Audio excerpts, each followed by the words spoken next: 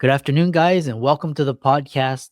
I'm really happy to have on our show Chris Smith. He is a USA Today best-selling author for marketing and sales books, and he Johns Hopkins and NYU uses his book, The Conversion Code, as required reading. I'm really happy to have him on to talk to the audience: a doctor, lawyer, dentist, entrepreneurs, accountants, high income, high net worth, and really pick his brain. So, Chris, welcome.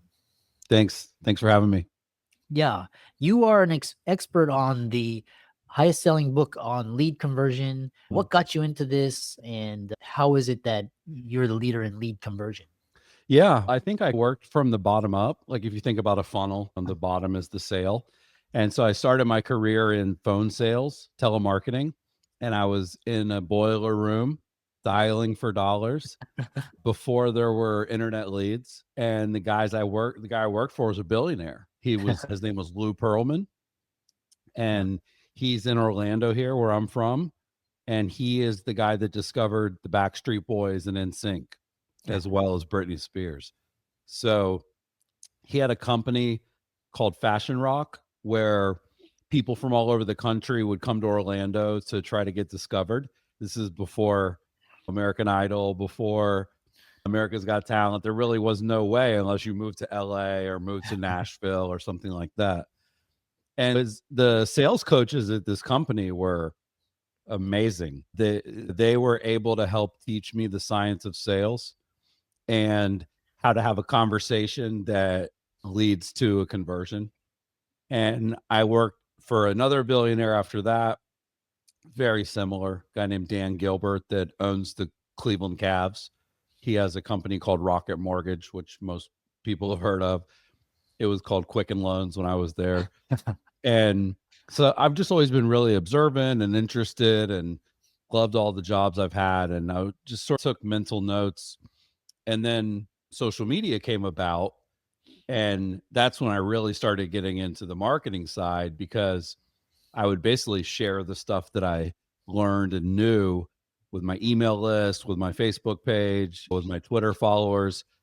And I was really early. I was definitely in some ways too early, but grew a huge following right away of real estate agents that loved all the stuff that I was teaching.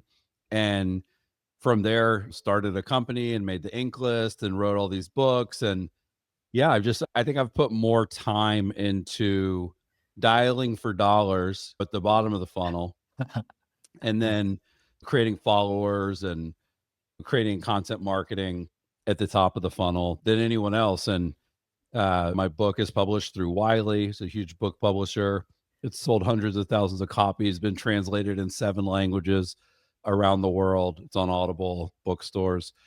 And so it's just been a really fun journey. I just really am like, I basically documented what's worked for me and for my clients at the companies that I've worked for. Yeah. And it's not a real estate book. It's not specific to realtors. Like your audience, like accountants and insurance sales and attorneys, they love it because it's a practical guide. It's step by step. There's actually a little thing in the book called Do It Now, which is as you're reading, you can execute some things that'll really work for you. So yeah, it's been a fun journey. Been probably in sales and marketing for 20 years now. And American Marketing Association gave me an award, and Inkless gave me an award, and it's just been a lot of fun. And I feel like you should just give back and try to teach other people, that maybe are not as blessed as you've been. Yeah, I really love that. That's fascinating. I've always been interested in just funnels and how at each step of the way you're. So I guess what would be I talked to the last guy, he was an investor, and Mm-hmm. we were talking about holy grail of investing. What's the holy grail of generating high quality leads that easy to convert, or how do you actually get someone on the phone and get them to buy like a $10,000, $20,000 product from you? Yeah, the holy grail is if you picture a Venn diagram with marketing, sales, and tech, and that kind of place where they meet in the middle is lead conversion.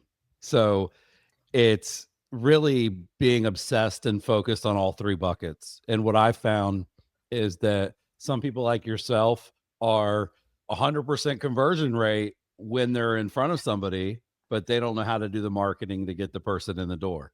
Or some people are great at marketing and terrible at sales. Like a lot of agency owners, people that own marketing agencies are terrible at sales, but they're great at marketing.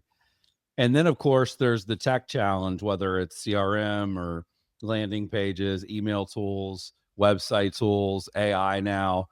That can be overwhelming for a lot of people, especially if you're a solopreneur and you have to wear all those hats. It's really daunting. But the mecca is when all three of those are dialed in and working in unison. And the conversation comes towards the end of that process. But I would say that some of the best practices would be when you do get a lead, the response time is the most important thing. The ability to turn a lead into a client when you respond in 1 minute or 2 minutes or 4 minutes is 100x, even if you just respond 30 minutes later, Oh, because wow. these are internet leads. These are people that come in through social media. They don't necessarily have an affinity with your business. And when they say the best dentist in East Orlando and they call to set an appointment, if that call doesn't get answered and that appointment doesn't get booked, they just go down to the next one that has good reviews too. And they call them. There's no loyalty. So speed to lead is critical. And then conversations are really what you're going for in sales. You're going for a meaningful conversation that's longer than 5 minutes to get someone to want to have you become their accountant or their attorney. It's not going to be a 3-minute call. It's not, you're not selling e-commerce, click and buy. When you're a service professional, you have to build a relationship with someone. And it's, I think, a lot easier than people think, but it just comes down to the most important word, which is curiosity. Mm, And if you're curious, then you ask a lot of questions. mm, And if you ask a lot of questions, you have a great conversation. And when you have a conversation, then you become trusted. And one of my co-authors, he says that sales is earning the right to make a recommendation. mm. And so there are what I call power questions that you can ask. And then there's a technique that everybody should use called digging deep, which is if somebody says, if I ask someone, how long have you been an accountant? And they're like, oh, it's 15 years. A lot of people, they think of it like an application and they just go to the next question, the next question. And it's, oh, 15 years. But like a really good salesperson will be like, oh, 15 years. What'd you do before that? And Mm. then it's, oh, I was actually a police officer before that. Oh, cool. What, were you a detective or like a traffic cop? It's, oh, yeah, I was a traffic cop.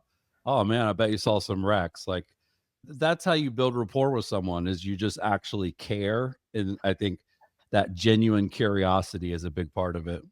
Yeah, interesting. A lot of people, I think now these days, it's like Substack and LinkedIn and email newsletters. Sure.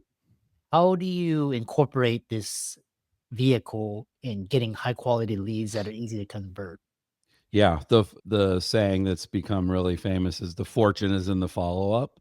And what I have an email newsletter, it goes out every Tuesday at 2 p.m. It's called the Chris List. Go to thechrislist.com, and it's 100% value, right? It's, I came up with the acronym for Chris, CHRIS, and each one of those letters is a section: how to, stats, research, inspiration. And you really want to have high quality follow up. A lot of companies, what I've found is they just have autoresponders and like drip campaigns. And those are all set it and forget it. You probably wrote those, or they might have even come included with HubSpot, like when you signed up or something like that. Yeah. But to be an expert, you have to really know your niche. And so I, especially with AI being able to help you summarize stuff and find really great content, Yeah. the combination of ads and email and phone calls and text messages. I think of it like the military, like you want to attack by land, sea, and air. And so If all you're doing is phone calls to follow up and you don't have a great email newsletter that's nurturing the lead and showing them that you're an expert, it's not going to be quite as easy. Or if all you ever do is send emails, but you never actually pick up the phone and call people, you're also not going to get as many sales as you could. So I think whether it's YouTube or TikTok or Instagram or Substack, or I use ConvertKit, it's called Kit, content marketing that builds you as the authority makes leads convert themselves. Because what happens is when you need to sell something, they can't wait to buy it from you. They're excited to buy it from you. They're like, man, this guy's really smart. If he's releasing a new book or if he's got a new software, like they're going to want to check it out because they trust you. So I think a lot of people, it's a little tricky because you're screaming into the abyss. Things like open rate or click rate, and is that working, right? Does that work? People always wondering like what the attribution is. Are my ads working? Are my emails working? And the way I try to explain it would be like, I have about 17,000 people on my email list, and I get around like 35% open rate, right? Yeah. So that's 6,000 people. And what I try to tell people is imagine if you were on stage and there were 6,000 people in the crowd, you'd be freaking out. You would never question like if that were important. So treating your content, your TikToks, your email newsletter, think of it like that, because even if you have a small following, I think it's still a good visual to do. Let's say your Instagram reel got 600 views. A lot of people think that's awful, or 200 views, right? But again, if you were at a business conference and there were 200 people in the room listening to you speak, you would be nervous. You'd the night before be going over your talking points and making some tweaks to your slides. You would take it real serious. So I think it's a little bit of a skill to be like a one-way communicator, but to treat it like a two-way relationship.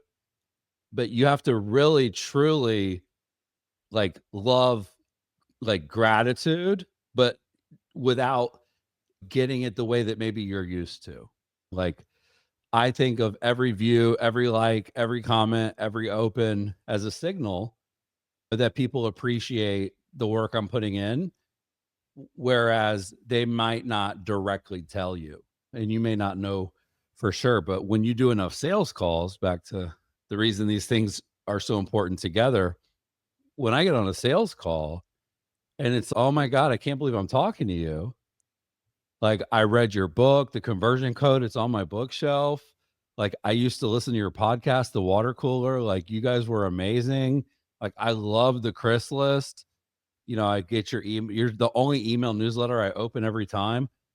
That's a pretty strong place to start. That's a higher quality lead that's easier to convert. Really interesting. And I love how you have this analogy of just like a very diversified approach and using all channels and building trust, authority. So the next question I have for you is in terms of what are you, because you talked about open rate and you talked about your sales pitch, but what are the stats behind the science of sales and what goes into making a good, like the perfect sales pitch?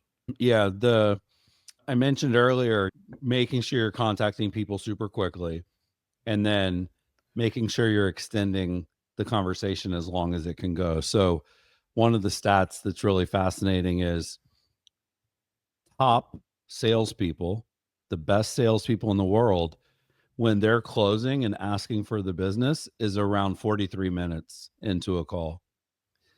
The average salespeople are closing at about 13 to 14 minutes. The other thing that happens is when you look at the talk time of the lead versus the salesperson, the lead should be talking more than you. 57% of the time on a call with a lead that converts is the lead speaking, not you. 43% is the rep. If you look at like bottom salespeople, the ones that are terrible, it's 70% them and only 30% the lead. So I think people can take these little nuggets and kind of self-diagnose, and it's okay. So I need to have them talking more than me. I need to have conversations that go 30 or 40 minutes. I better have a lot of great questions prepared, and I better have a lot of great questions to follow up the answers to the questions that I've planned, because that's really the only way. I did mortgages for a long time where people are pretty rate sensitive, right? It's like, I just wanted to know what the rates are. That's what every single person says. I'm sure if you're a dentist, people probably call like, how much is it to get a crown? Like, how much do you guys charge for crowns or whatever? And those are frequently asked questions that you need to really get good at answering. And I'll give you one of the science techniques. So there's a study where the goal was, how do we get someone to take action? If we want to get someone to do something, what do we need to factor in? And what they learned was that 55% of human communication is body language and physiology. And so if you think about doing phone sales, you don't have that. We have it on this because we're on StreamYard or we're on Zoom or whatever. And if your sales calls are on Zoom, great. It's super helpful. Turn the camera on, trust me. But 38% of the emotion is through tone, your tone of voice.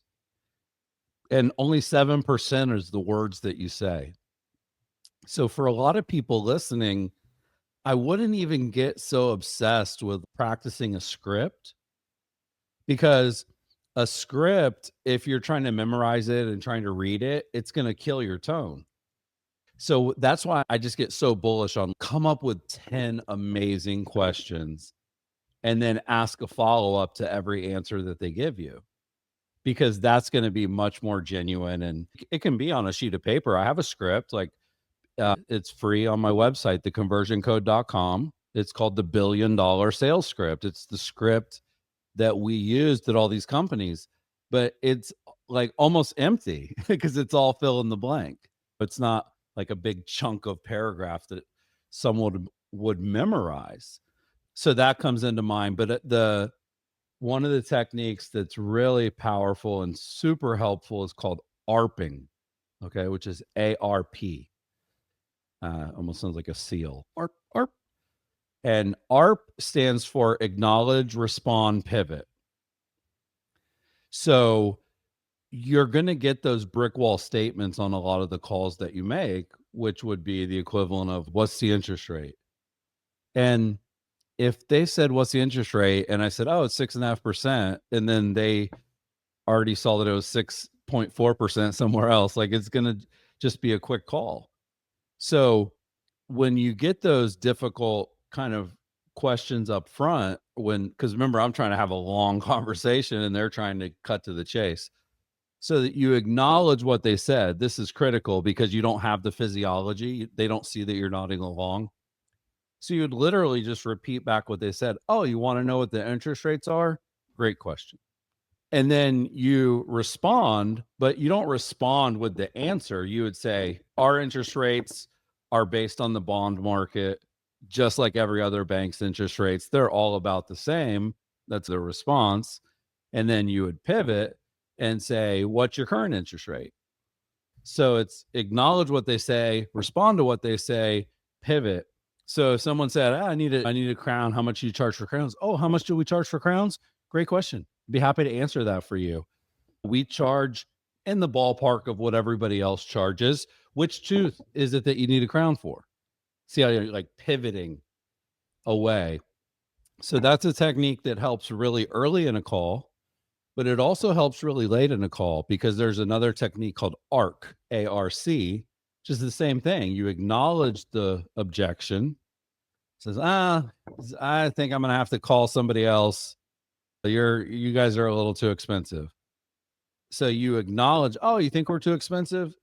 And then you respond, that's probably because I didn't do a good enough job of explaining our value. Here's our value again. And then you close again. Did you want to do credit or debit to pay for the crown? Right. So that's acknowledge what they said, respond to what they say, close again. because typically you're going to get an objection when you close, no matter what you do. The last little technique I would give people would be what's called the slot close or the trial close. Okay. You have this sort of big sale you're going for, which is, do you want to buy? Yes or no, credit or debit? And instead of making that what you crescendo to a different question. So in the mortgage example, instead of saying, are you ready to do this? Or does this sound like the right loan for you? I would say, hey, by the way, we do have to send an appraiser out to your house to verify the value that you told me it's worth. Would it be better for the appraiser to come during the week or on the weekend? And then they might say, oh, the weekend's better. Okay, great. And as far as the deposit for the appraisal, did you want to do credit or debit? So you're asking like a question that doesn't ask them for the sale, but by them answering it, it gets them thinking like, oh, this is heading in that direction. When I was selling software, it was the same thing. Like, hey, our team's going to do a one-on-one call to make sure you understand everything we went through today.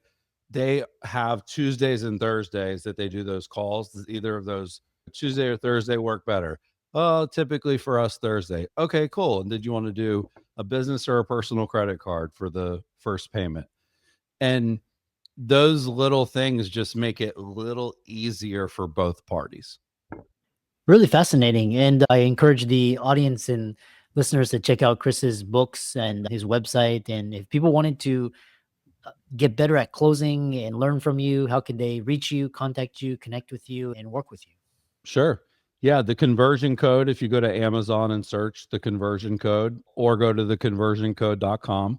I mentioned earlier my newsletter, thechrislist.com, but the place I'm the most active online is Instagram and Twitter, X. And my handle is a little weird because my name is so common, Chris Smith, but it's Chris underscore SMTH, no I in Smith. Chris underscore SMTH. Same on Instagram and Twitter. And yeah, if you listen to the podcast today, send me a DM, say hello. Heard you on Dr. Lou, and it'd be great to connect with some of your listeners. Yeah, awesome. Really great tips and a really great conversation, and keep up the great work. Thanks, man.